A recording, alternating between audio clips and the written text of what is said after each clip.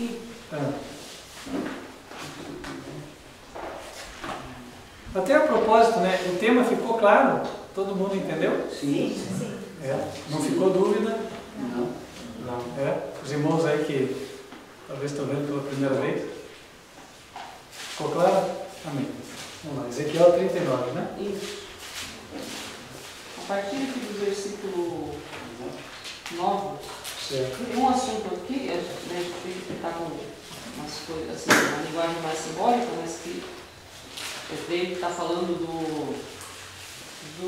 no caso do período após os 8 anos, que seria quando forem lançados as pessoas no lago de fogo. Eu acho que é esse o assunto que está mostrando aqui. Isso. Que até mostra que vai ficar queimando por 7 anos, né? No período máximo.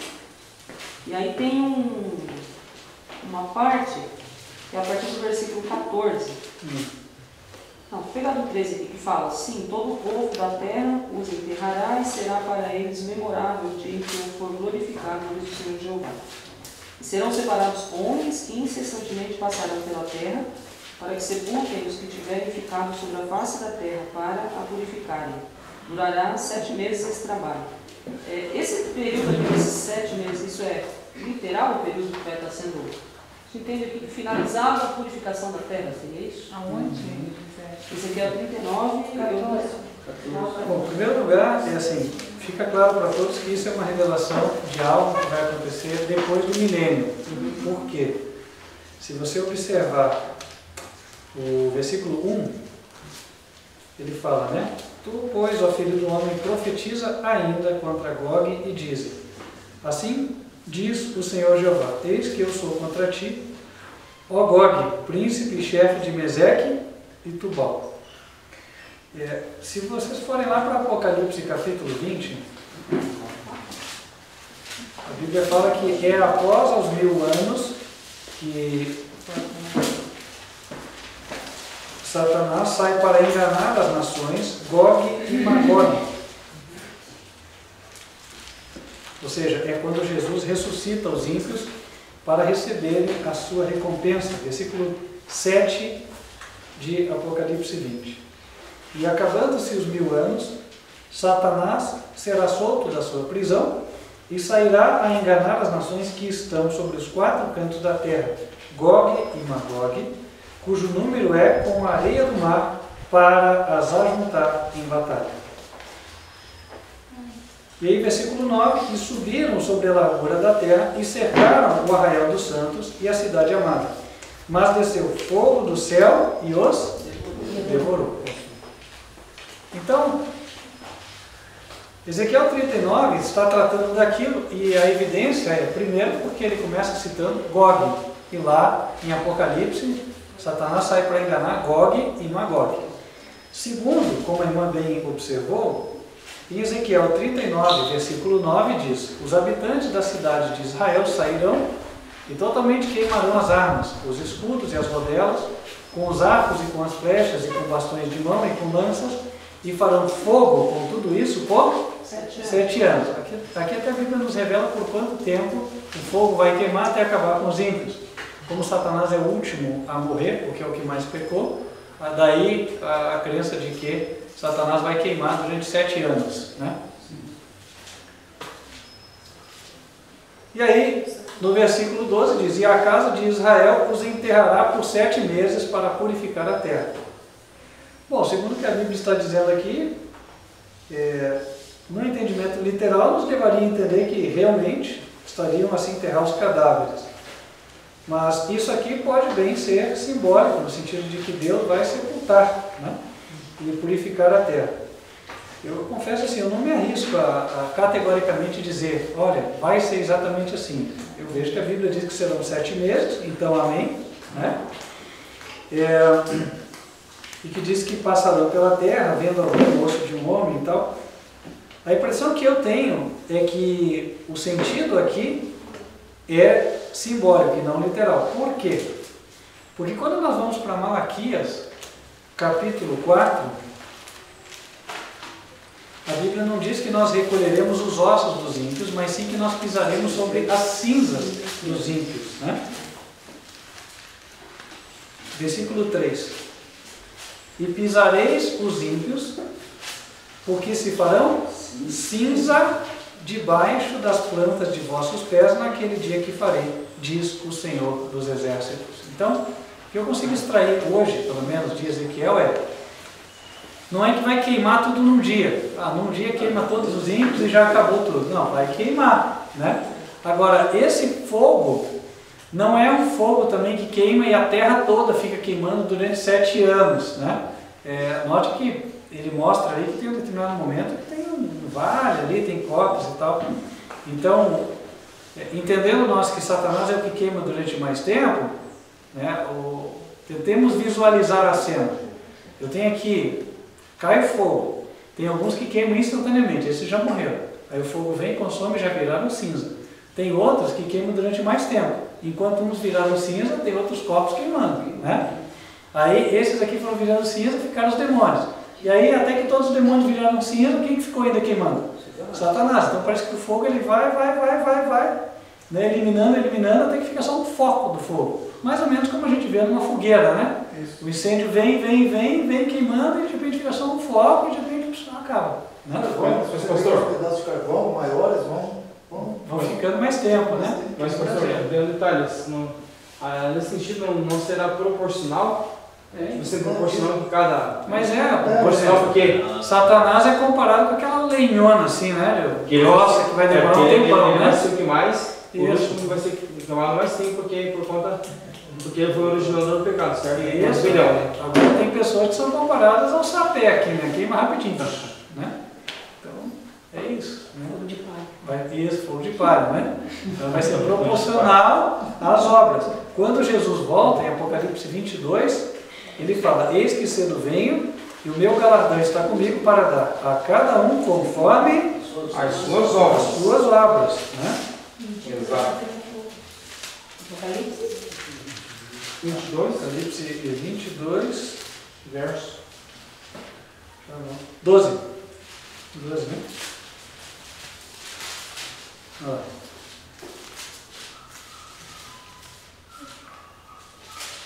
Eis que cedo venho, e o meu galardão está comigo para dar a cada um segundo a sua obra. Enfim, né? Daí a gente vê que a natureza revela as coisas de Deus, né? Quando você olha o queimar na floresta, já aparece, né, nessa ordem de ideias, né?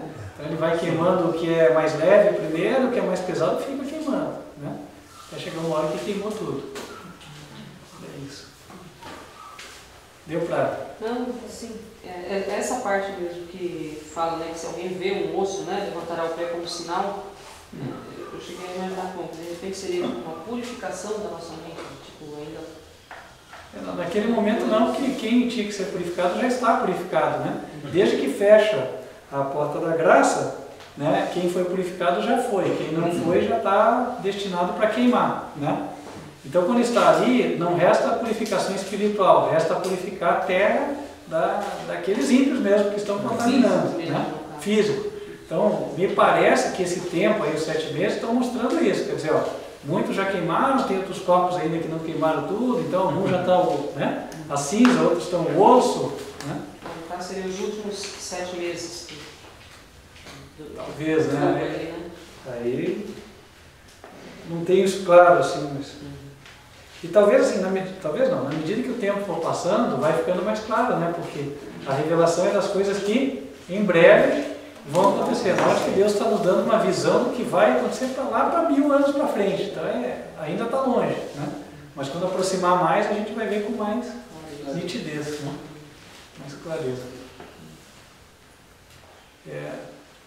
Mais alguém? Só não, a gente tinha até comentado no carro sobre os mártires, né, que quando Jesus ressuscita, e alguns eu tinha um entendimento que seria só Enoque, Elias, Moisés, né?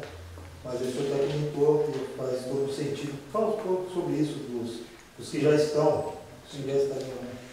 Bom, em Mateus capítulo 27,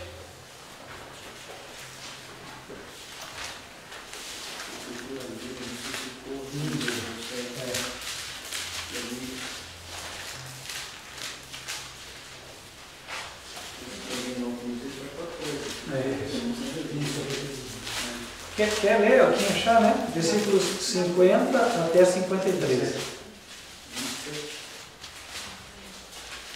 E Jesus, clamando outra vez com grande voz, entregou o Espírito. Eis que o véu do santuário se rasgou em duas partes, de alto a baixo, tremeu a terra, fenderam-se as rochas, abriram-se os sepulcros e muitos corpos de santos que dormiam ressuscitados.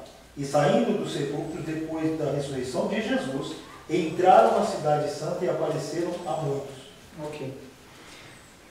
Então, aqui a gente vê que alguns foram marcados, né? Eles saíram e ressuscitaram. Essa ressurreição era prefigurada no cerimonial hebreu. Isso a gente vê lá em Levítico, capítulo 23.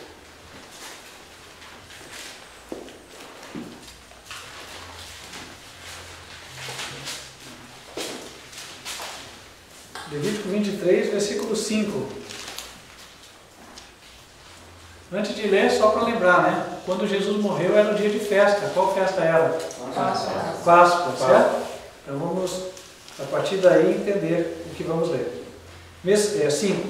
No mês primeiro, aos 14 do mês, pela tarde, é a Páscoa do Senhor. E aos 15 dias deste mês é a festa dos asmos do Senhor. Verso 7. No primeiro dia tereis santa convocação. Nenhuma obra servil fareis. Então aqui a gente entende, tinha a Páscoa, o próximo dia depois da Páscoa era um dia em que não se fazia trabalho, era comemorado como se fosse um sábado, comemorando que quando Jesus morresse seria numa sexta-feira e o próximo dia seria sábado, dia de repouso. E o que aconteceria no dia posterior ao sábado? Versículo 10. Fala aos filhos de Israel e diz-lhes: quando houverdes entrado na terra que vos hei de dar, e cegardes a sua cega, então trareis um molho das primícias da vossa cega ao sacerdote, e ele moverá o molho perante o Senhor, para que sejais aceitos. Ao seguinte dia do sábado o moverá o sacerdote. Então o que acontece? Um dia depois do sábado, o sacerdote pegava uma quantidade de espigas e apresentava perante o Senhor. No plano da redenção, o sacerdote era Jesus. Jesus morreu na sexta-feira, descansou no sábado. Um dia depois do sábado era o dia das primícias. Era o dia que o sacerdote ia até um campo e marcava. Só que as espigas, elas representam pessoas. Lembra da parábola do joio e do trigo? Né? Joio e trigo, então são pessoas, fiéis e infiéis. Ora, no dia das primícias, os túmulos marcados foram abertos e as pessoas ressuscitaram. E quem eram essas pessoas? Eram as primícias do trabalho de Jesus. Pessoas ressuscitadas que ele ia levar para o céu por primeiro, porque aqui é dito que as primícias eram apresentadas pelo sacerdote para Deus, né? Então, o que acontece? Na sexta-feira, quando Jesus morreu, marcaram-se os túmulos. Isso cumpriu exatamente o cerimonial. Por quê? Na sexta-feira era o dia no qual o sacerdote escolhia o campo, ia até o local e marcava. Então ele falava assim, tirou a sorte lá e caiu sobre o campo do João. Então ele ia até o campo do João e ele marcava, falava, daqui eu vou tirar o molho de primícias. Daí ele ia andando até o templo para saber certinho quanto tempo ele ia gastar. E aí ele sabia quando que ele tinha que recolher aquele molho, a fim de que ele chegasse 9 horas da manhã no templo e pudesse apresentá-lo. Porque ele apresentava esse molho das primícias justamente como é que a gente chama isso? No horário da oferta da manhã, que é a oferta contínua. Vocês podem ver que junto com esse molho, ele fala para oferecer um cordeiro, versículo 12. E no dia em que moverdes o molho, preparareis um cordeiro sem mancha de 1 ano em holocausto ao Senhor. Ele era oferecido na hora sexta, que para nós é 9 horas da manhã. Daí o que aconteceu? Então na sexta-feira, quando o sacerdote estava lá marcando aquele campo, foi a hora em que Jesus disse, está consumado. Aí os túmulos foram marcados. No domingo, quando o sacerdote estava lá no campo de madrugadinha, cortando para daí ele começar a caminhada e chegar até o templo, Jesus ressuscitou. E quando ele ressuscitou, esses todos ressuscitaram com ele. Aí o sacerdote foi e apresentou no templo, né? E assim também Jesus levou aqueles ressuscitados e os apresentou a Deus. Né? Eles ficaram dando testemunho aqueles dias que Jesus ficou, né, os 40 dias. E daí subiram. E exatamente, foram apresentados a Deus como as primícias do trabalho de Cristo. Então, tem muitos que morreram na antiguidade e já estão lá no céu, né? E esse povo ele vai somar junto com 144 mil também, que são primícias, né? Isso, os 144 mil também são primícias, porém no tempo do fim. Né? Então, aqueles foram as primícias do trabalho de Jesus como sacerdote. Né? Nós seremos primícias do trabalho de Jesus no dia da expiação. Mas vai ser somado os dois? Oi? Vai ter uma soma? Eu entendi somado no sentido de que nós também somos primícias, né? É isso, né? Há uma evidência do que essa primícia do tempo da primeira ressurreição de Jesus tem uma representação com o número 144, sabe que foram 144 que surgiram com Cristo ali naquele momento? Não vi até hoje, né? Mas uma coisa assim que nos faz entender as primícias tinham uma data certa de serem apresentadas, assim como nós devemos ser apresentados numa época certa, lá no céu. Né? O nome dos 144 mil vai ser apresentado, né? Então, vamos lá. Tem o irmão aqui. Pastor, o que significa, por exemplo, diz a Bíblia lá em Apocalipse, tem uma parte, diz lá que diz que os mortos, né, os que morreram, estão clamando por vingança, por justiça, né? Tá. Eles estão embaixo do santuário, né? Já vamos chegar lá, só para não perder o fio, guarda isso aí, a gente já chega. Só vamos ver se as outras perguntas são desse tema aqui, a gente fecha e vai aí, tá? A questão das primícias, né? Esses que ressuscitaram, eles foram ao céu. Assim como Enoque, assim como Moisés, assim como Jesus, eles estão em corpo? Sim, estão em corpo. Porque diz a Bíblia que os sepulcros foram abertos. Esse corpo foi transformado num corpo incorruptível. Isso, um corpo incorruptível. Porque na ressurreição, nós somos transformados à semelhança do corpo glorioso de Jesus. É o que a Bíblia fala. Eu tenho um texto, se eu não me engano, está em Filipenses. Deixa eu ver se eu acho aqui. Eu acho que é Filipenses. Tem também, né? Vamos ver lá então, de repente.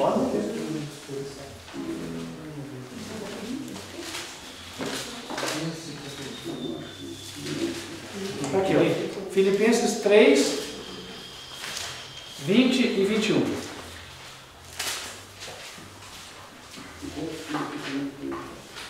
Filipenses 3, versos 20 e 21. Vamos deixar, só um pouquinho, já chegamos lá na tudo, tá? Não esquecemos não. Quem achou pode ler. Mas nossa cidadania está nos céus, de onde também esperamos o Salvador, o Senhor Jesus Cristo, o qual transfigurará o corpo de nosso estado de humilhação para ser conforme ao corpo de sua glória, em virtude do poder que também tem para submeter a si mesmo todas as coisas. Amém. Então nosso corpo será transformado, né? Ou seja, glorificado, à semelhança do corpo de Jesus hoje, o corpo glorificado que ele tem. Então, sempre tive essa dúvida. Quando Jesus morreu, houve um terremoto, os túmulos foram abertos. É isso? Isso. Isso seria o ser marcado. Exatamente. E quando ele não ressuscitaram, quando Jesus ressuscitou, os mortos que estavam nesses túmulos ressuscitaram. Isso aí. Agora, Amém, né? Olha, Eu nem tinha essa dúvida. toda a minha vida. Amém. Obrigada. Só irmão Geraldo ficou claro ali? Amém, né? Acho que o irmão Robson aqui, aí se não tiver mais das premissas, vamos para Só uma ainda nessa da questão da ressurreição. Aqui em Mateus dá a entender que eles ressuscitaram quando Jesus morreu.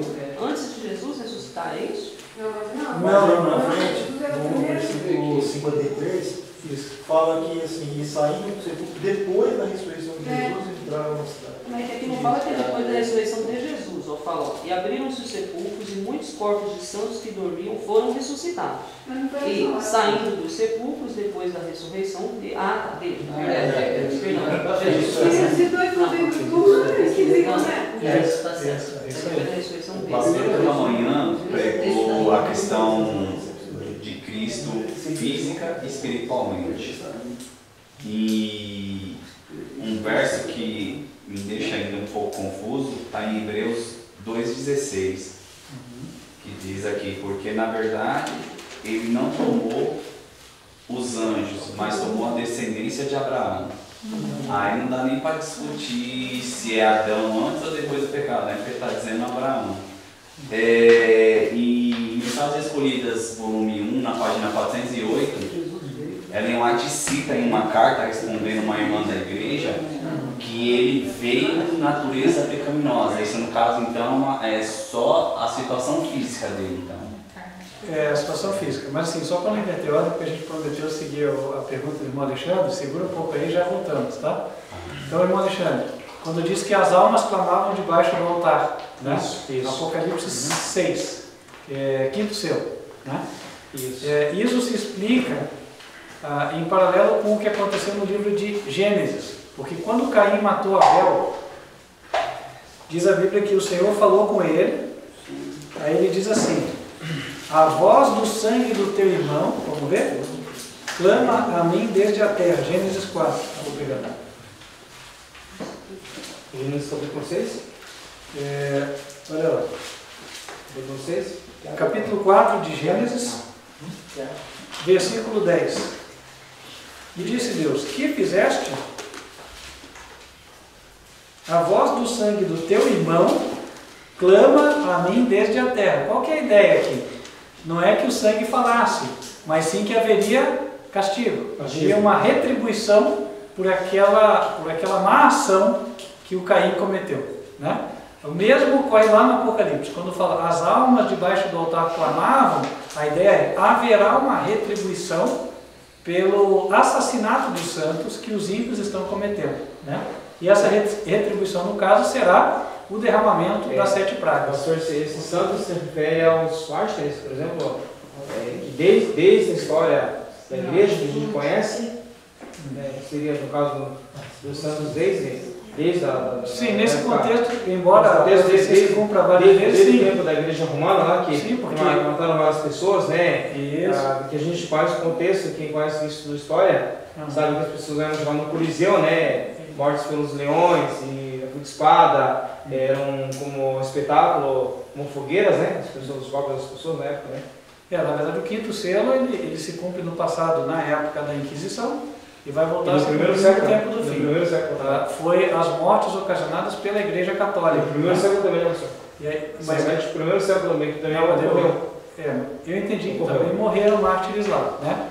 Mas a referência ao quinto selo, que nós temos mais para o nosso tempo, é aquilo que a Igreja Católica fez, né? E aí vai haver a retribuição, por quê? Lá na 7ª praga do Apocalipse, Deus fala que a Igreja Católica vai sofrer a punição. Apocalipse 16, versículo 17. E o 7º anjo derramou a sua taça no ar, e saiu grande voz do templo do céu, do trono, dizendo, está feito. Aí no versículo 19, diz, a grande cidade fendeu-se em 3 partes, e as cidades das nações caíram, e da grande Babilônia se lembrou Deus para lhe dar o cálice do vinho da indignação da sua ira. Então aí vem a retribuição. É isso. Vem a paga. E pastor, essa questão do sangue clama, né? Também pode ser também assim, do ponto de vista que Deus se lembra, está tudo gravado, tudo vai ser. Está tudo registrado e vai ter a justa retribuição. É isso aí. Agora sim, a tua pergunta, né? Sim, Jesus tomou a natureza pecaminosa caída no sentido físico, né? Fisicamente ele era filho de Maria, e Maria era um ser humano que já carregava as consequências do pecado no seu corpo físico. Porém, espiritualmente falando, ele tomou a natureza de Adão antes da queda. Por quê? Porque Jesus nasceu como ente santo, não nasceu como um pecador e também não nasceu com propensões ao pecado. Ellen White mesmo disse, jamais alguém diga que Cristo teve qualquer propensão ao pecado, não é verdade, né? Então ele teve um corpo fraco, como o nosso é fraco, mas não teve propensão ao pecado. Moralmente ele era forte, né? Mas ele era como Adão. Ele era como Adão, na inocência. Isso, De sim. escolher, pecar ou não pecar. Isso. Mas ele não tinha... Ele era como Adão na pureza, né? Ele era como Adão na pureza, na inocência, na santidade, né? Porém, ele era como Maria no corpo físico, né? Isso serve para mostrar que se Adão quisesse, ele teria permanecido sem pecado. Exatamente. E a Bíblia diz que Jesus é o segundo Adão. Então, veja, sem pecado. se por um lado, na questão física, ela mostra que Jesus veio em carne pecaminosa, como estudamos ontem em Romanos 8, na questão espiritual, lá em 1 Coríntios, a Bíblia fala que ele é o segundo Adão, né? Vamos lá. 1 Coríntios, capítulo 15, versículo 45.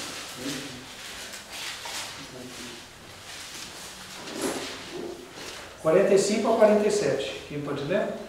Assim também está escrito: o primeiro homem, Adão, foi feito homem vivente, o último Adão, espírito vivificante.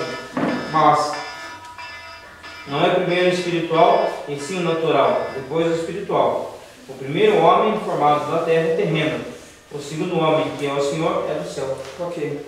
O primeiro Adão, formado lá em alma vivente, está se referindo a ele como ser, como corpo. O último Adão, Jesus, em espírito vivificante. Um ser espiritual é um ser em harmonia com a lei, né? Porque a Bíblia diz em Romanos 7, versículo 14, a lei é espiritual, porém eu sou carnal, vendido ao pecado. Quando a Bíblia diz que o segundo Adão é espírito vivificante, quer dizer, Jesus nasceu já em harmonia com a lei. Então não houve nenhuma contaminação moral em Jesus. Então, talvez tenha alguma coisa a ver com a pergunta que eu vou fazer. Eu queria entender assim, Jesus veio como um homem. Nós, quando estamos vivos como homem, Deus dá o fôlego de vida a nós. E nós se tornamos alma vivente. Certo. Porém, Cristo se tornou homem, mas Deus colocou um sopro, um espírito, para ele se tornar alma vivente, mas o espírito dele já não estava no céu antes? Boa pergunta. Veja, quando aqui a palavra espírito não se refere à vida física de Jesus, apenas à vida moral, espiritual, né? Por quê? Quanto à vida física, a Bíblia diz, e o verbo se fez carne. Carne é um ente criado. A natureza humana de Jesus foi criada. Jesus deixou de ser um filho gerado para ter o corpo de uma criatura. Então o corpo de Jesus é criado. E aquele corpo de Jesus que havia em forma de Deus, a Bíblia diz que ele foi destruído, aniquilado. Está lá em Filipenses capítulo 2.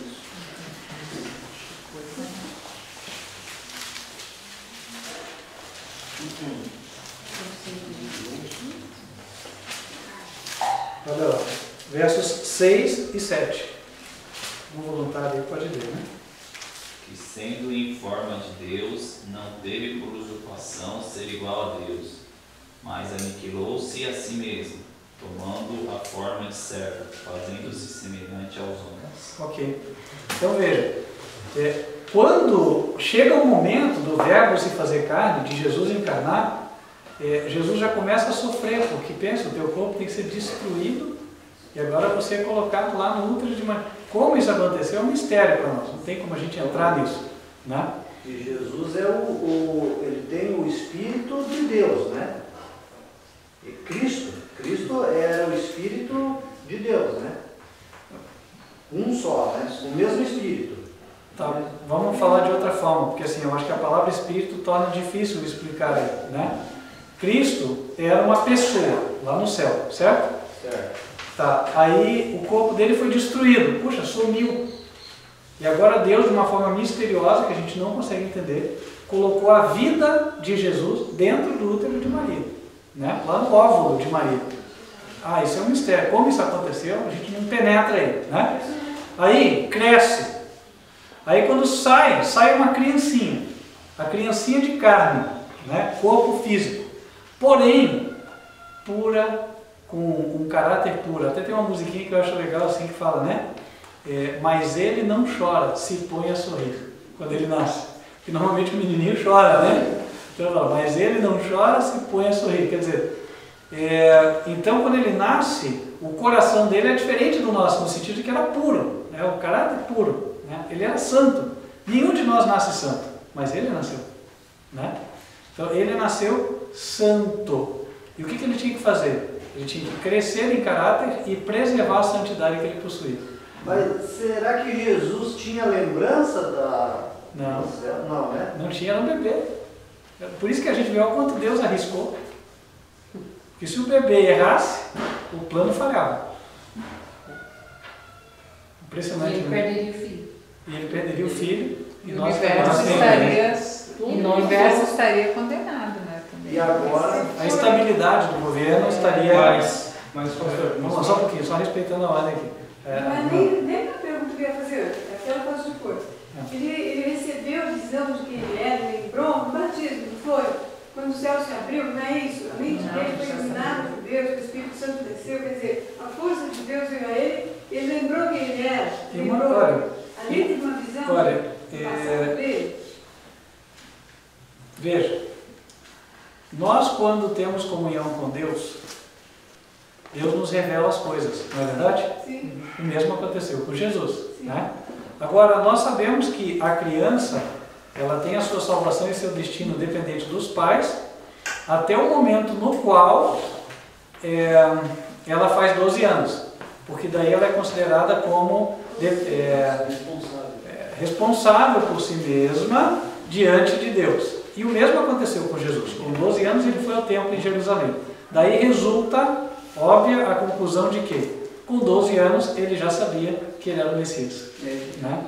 E ele fala, né? Ele sabia a missão. Tanto que ele fala, né? Quando o pai e a mãe, o pai e a mãe perderam ele por 3 dias, ela falou: filho, por que fizeste isto conosco? Não sabia que teu pai e eu ansiosamente te buscávamos? Ele falou: por que me buscáveis? Não sabias que me convinha tratar dos negócios do meu pai? Né? Isso foi em Lucas 2 e 3, né?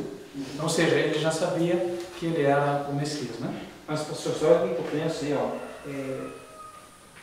vamos colocar assim, vamos colocar um termo aí, vamos colocar um termo, por exemplo. Tá, ele, que nem foi dito aqui, que ele nasceu como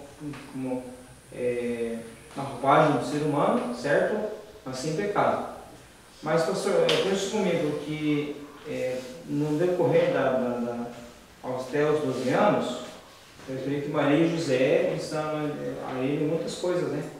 Porque veja bem, eu creio que naquele momento ali, com o tempo que ele foi crescendo até os 12 anos, nesse intervalo aí, esses 12 anos de vida terrena, eu penso assim que mesmo ele não lembrando que ele estava lá no céu, né, junto com o pai, mas eu creio que de repente nesse inteirinho aí, eu creio que nesses 12 anos, eu creio que ele, com o aprendizado que ele teve, né, sobre as coisas de Deus, eu creio que a mente dele foi se desenvolvendo nesse tempo. Por isso, porque, como foi dito, claro que Deus arriscou, mas por que Deus colocou José e Maria? Porque Deus sabia que eles seriam pessoas que iam instruir ele. Isso, Deus foi sábio nesse sentido. Deus abençoou, mas vem cá, mas lá tem José e Maria, eles vão instruir ele, eles vão auxiliar ele. Isso, e os anjos assistiram. Isso, eles vão auxiliar, vão conseguir no mesmo momento, porque ele não vai esquecer. Mesmo que ele está sendo como humano lá, mas ele vai, essa semente vai germinar nele, né? Isso mesmo.